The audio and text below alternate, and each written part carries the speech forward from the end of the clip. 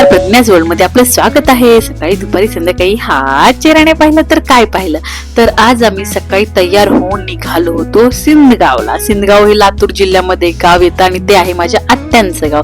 Mummy आणि विरू आम्ही तिघच निघालो होतो. पप्पाने आम्हाला केलं बाय बाय आणि सावकाश जा म्हणून ताकीद दिली. नंतर विरू पण एवढा खुश होता. ऍक्च्युली मम्मी फ्रुट्स घेत होती तोपर्यंत आम्ही असं गाडीमध्ये जरा बसलो होतो. विरू माझ्या मांडीवर येऊन बसला होता. मग थोड्या वेळाने आम्ही आत्यांच्या गावाच्या जवळ आलो. गावाकडचे रस्ते ना एकदम मस्त असतात. आजूबाजूला मस्त हिरवळ वगैरे छान असं करत आलं आत्यांचं गाव. स्वच्छ गाव होतं हे सिंदगाव आणि हे आहे आमच्या आत्यांचं सुंदर असं घर. घरामध्ये एंट्री करताच हे आहेत आमचे मामा आणि या आहेत आत्या. आमची वाटच बघत होते आणि तिथे एंट्री केली की पहिले विरून आपला चालू केला डोसा आणि ही आली क्यूट अशी उत्कर्षा ही माझ्या आत्यांची नात आहे. मग तिची आणि विरूची असली गट्टी जमली ना, दोघ जण असे बाहेर फिरत बसले होते.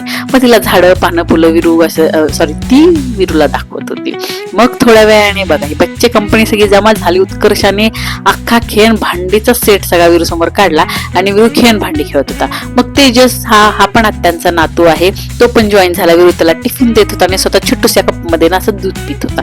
सो आम्ही सगळेजण मिळून खेळ भांडी खेळत होतो आणि इकडे आत्या आणि मम्मीचे बघा गप्पा चालू होता. तेवढ्यात पाऊस आला म्हणून आम्ही आमचा सगळा बोजा बिस्तारा उचलला आणि इकडे हॉल मध्ये येऊन बसलो. आणि बघा विरूला छत्री दिसली आणि विरूने खेळबाणी सोडली आणि छत्री सोबत खेळत बसला. असला आगाव झालाय ना दिवसेंदिवस विरू. आणि मग फायनली तो क्षण आला की शेर थकला आणि फायनली झोपला. असं विरू झोपला ना इतकं भारी वाटतं.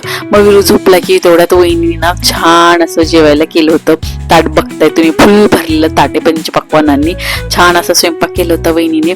मग आम्ही इथे मस्तपैकी गरम गरम केलं जेवण आणि मग थोड्या वेळाने परत एकदा विरू उठला आणि विरू बघा परत उत्कर्ष आणि विरू गेले बाहेर आणि झाडासोबत या गप्पा मारत होते तिघजण. याच्या झाडावर PhD करणार होते बहुतेक. काय चाललं होतं काय माहिती. मग आमची जाण्याची वेळ जवळ आली. मग त्यांनी विरूला हा करदोडा वगैरे दिला, औक्षण केलं आणि विरू बघा किती छान हात जोडतंय आणि आत्यांना किती कौतुक वाटत होतं त्याचं.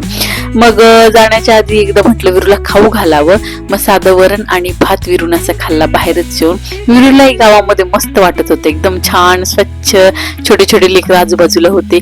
आणि परत एकदा जिकडे जाऊ तिकडे लक्ष्मी कुंकू लावते कॅटेगरीवाला आमचा कार्यक्रम झाला.